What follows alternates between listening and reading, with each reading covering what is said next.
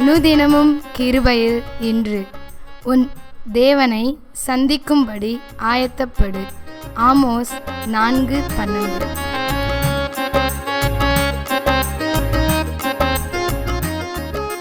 பாவத்தினால் வந்த பயத்தின் நிமித்தம் தன் தேவனை சந்திக்க முடியாமல் தன்னை ஒளித்து கொண்டிருந்த ஆதாம் நமது ஆதி தகப்பனை தேவன் அன்று சந்தித்தார்.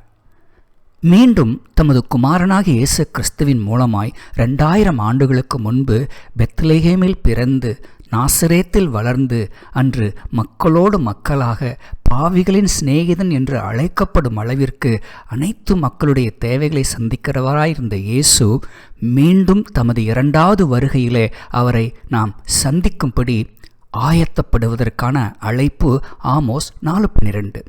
அன்புக்குரியவர்களே, இந்த வசனத்திலே 3 பிரதானமான குறிப்புகளை நாம் கவனிக்க முடியும்.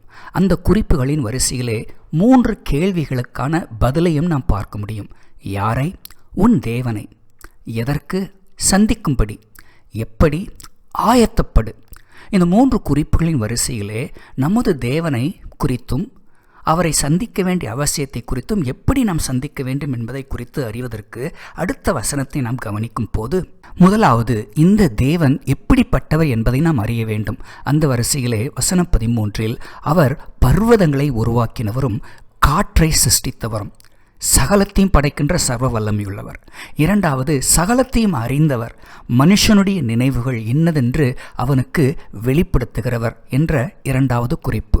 3வது விடியற் காலத்தை அந்தகாரமாக்குகிறவரும் பூமியினுடைய உயர்ந்த ஸ்தானங்களின் மேல் உலாகுகிறவருமாய் இருக்கிறார் என்று அவருடைய மகத்துவத்தை பற்றியும், சேனைகளின் தேவனாகிய கர்த்தர் என்பது அவருடைய நாமம் என்று நமக்கு அறிய தருகிற வரிசையிலே யாரெல்லாம் இந்த தேவனை சந்திக்க வேண்டும், அதற்கு ஆயத்தமாக வேண்டும், தேவன் தாம் படைத்த இந்த பூமியில் அவர் தருகின்ற நன்மையான ஈவுகளை அனுபவிக்கின்ற தேவனுடைய பிள்ளைகள், தேவனற்றவர்கள் அனைவருமே அவரை சந்திக்க ஆயத்தப்பட வேண்டும் என்பதையே ஆமோஸ் இங்கு கூறுகிறார். அந்த வரிசையில் தான் பிலிப்பியர் 2ஆம் அதிகாரம் 10-11 வசனங்களின்படி முழங்கால் யாவும் முடங்கும், நாவுகள் யாவும் அவரை அறிக்கை செய்யும் வகையிலே இயேசு கிறிஸ்துவின் 2வது வருகை மகிமை நிறைந்த உன்னதமான வருகையாக இருக்கும். கிறிஸ்தவர்களும் கிறிஸ்தவர் அல்லாத அனைவருமே அவரை சந்திக்கும்படி ஆயத்தமாக வேண்டிய அழைப்பு.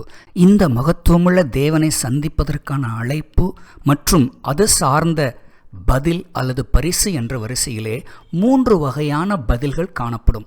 முதலாவது மத்தேயு 7:22-23 வசனங்களில் வாசிப்பது போல், அந்நாளில் அநேகர் என்னை நோக்கி கர்த்தாவே கர்த்தாவே உமது நாமத்திலே தீர்க்க தரிசனம் சொன்னோம், பிசாசை விரட்டினோம், அநேக அற்புதம் செய்தோம் என்பார்கள். ஆனால் தேவன் அவர்களை பார்த்து நான் ஒரு காலம் உங்களை அறியவில்லை என்று கூறுவார். அதாவது தங்கள் பக்தியை, விசுவாசத்தை சுய லாபத்திற்காக பயன்படுத்தின ஒரு கூட்டத்தை பார்த்து நான் உங்களை அறியேன் என்று அவர்களை நியாயம் தீர்ப்பதற்காக அவர்களுக்கு அழைப்பு கொடுக்கிறார்.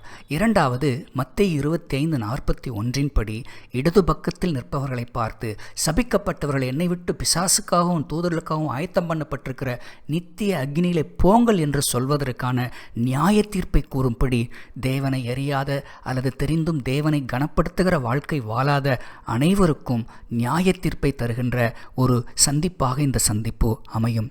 3வது வகையான அழைப்பும் சந்திப்பும் யாருக்கு, எதை பற்றி?